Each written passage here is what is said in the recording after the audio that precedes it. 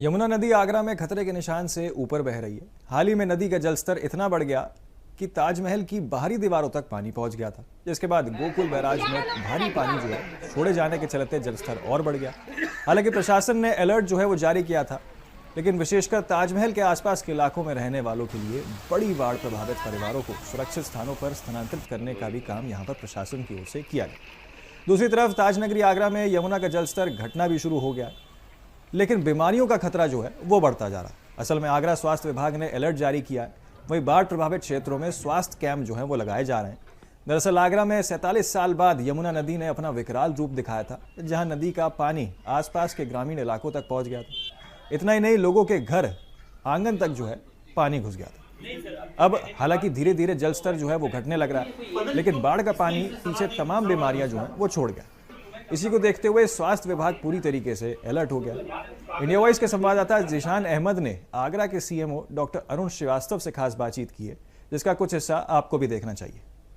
मथुरा, हथनीकुंड और गोकुल बैराज से लगातार लाखों क्यूसेक पानी छोड़े जाने के कारण आगरा की यमुना नदी ने अपना विकराल रूप ले लिया है। कह सकते हैं कि 47 साल बाद यमुना नदी ने अपना रौद्र रूप दिखाया है। वहीं यमुना का पानी अब धीरे धीरे जो जलस्तर है वह डाउन होने लगा है, लेकिन इसके बाद स्वास्थ्य विभाग के लिए भी एक बड़ी चुनौती है, क्योंकि जो आगरा से सटे हुए देहात के क्षेत्र हैं वहाँ पूरी तरीके से जलमग्न हो गया था। अब स्वास्थ्य विभाग की बड़ी जिम्मेदारी हो जाती है। आगरा सीएमओ डॉक्टर अरुण श्रीवास्तव हैं हमारे साथ, इनसे जान लेते हैं किस तरीके से आगरा स्वास्थ्य विभाग ने तैयारियां की हैं। सर, क्या कहेंगे किस तरीके? देखिए, इसमें जो हमारे शहरी क्षेत्र हैं और ग्रामीण क्षेत्रों में जिन जगहों पे पानी उतर गया है, और पूर्व में भी हमारी बाढ़ चौकियों में हमारा स्टाफ लगा हुआ था, वो वहाँ कैंप कर रहा था और वहाँ पे मरीजों को देखा जा रहा था। अब विशेष तौर से वहाँ पे छिड़काव की व्यवस्था नगर निगम के सहयोग से शहरी क्षेत्रों में और ग्राम विकास के सहयोग से ग्रामीण क्षेत्रों में किया गया है।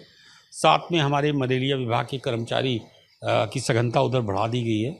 इन कैंप्स के साथ हम ये भी प्रयास कर रहे हैं कि वहाँ पे हम जल्दी विसंक्रमित करें उस क्षेत्र को, और साथ में जो बुखार के मरीज हों या डायरिया या कोई भी अन्य बीमारी से ग्रसित हों, उनको तत्काल चिकित्सीय सहायता हम लोग उपलब्ध कराएं। इसके रूप में विशेष रूप से ध्यान दिया जा रहा है। आशाओं के पास क्लोरीन टैबलेट ORS की प्रचुर मात्रा उपलब्ध कराई जा रही है, उनके द्वारा इसका डिस्ट्रीब्यूशन भी किया गया, और साथ में यदि आकस्मिकता के आधार पर उनको तत्काल तुरंत वहीं प्रोवाइड किया जा सके।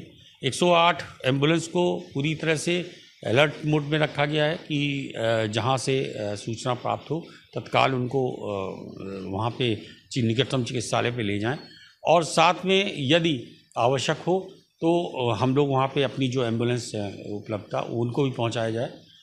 जो हमारी RBSK की टीम है, उनके प्लान में थोड़ा सा संशोधित करके हम लोग उन विद्यालयों में भेज रहे हैं जो जहाँ के बच्चे पढ़ने आते हैं। तो वो बच्चे अब गांव से उन स्कूलों में जाएंगे तो उनका एग्ज़ामिनेशन तत्काल हो जाएगा। तो बहुत सारी व्यवस्थाओं के साथ हम लोग ये चाह रहे हैं कि जो हमारा ये पीरियड है 7-8 दिन का, ये अच्छे से सभी लोगों को जो भी आवश्यकता के अनुसार हम लोग चिकित्सा उपलब्ध कराएं, और साथ में चूँकि अब संचारी रोग की भी थोड़ी सी गंभीरता बढ़ेगी। फ्रेश चूँकि बरसात के बाद अब बरसात रुकी है, 3-4 दिन हो गए हैं, तो मस्कीटो का प्रजनन भी बढ़ जाता है। विशेष तौर से साफ़ पानी की वजह से, रुकावट की वजह से डेंगू जैसे केसों की संख्या में वृद्धि भी होती है।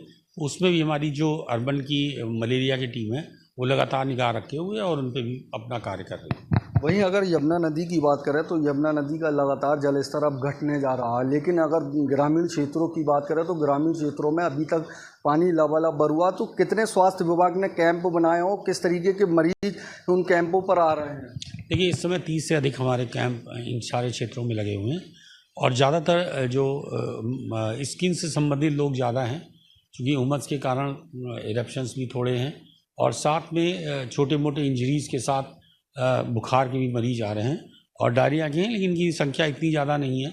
वहाँ तत्काल इनको औषधि और उनकी जो भी जांच आवश्यक है हम लोग जांच करा रहे हैं। मलेरिया डेंगू की किट सबके पास उपलब्ध करा दी गई है। जो हमारे PSC या CSCs हैं, वहाँ पे भी सारी हमारी एडमिट करके जो भी आवश्यक दवाएँ हैं प्रचुर मात्रा में उपलब्ध हैं।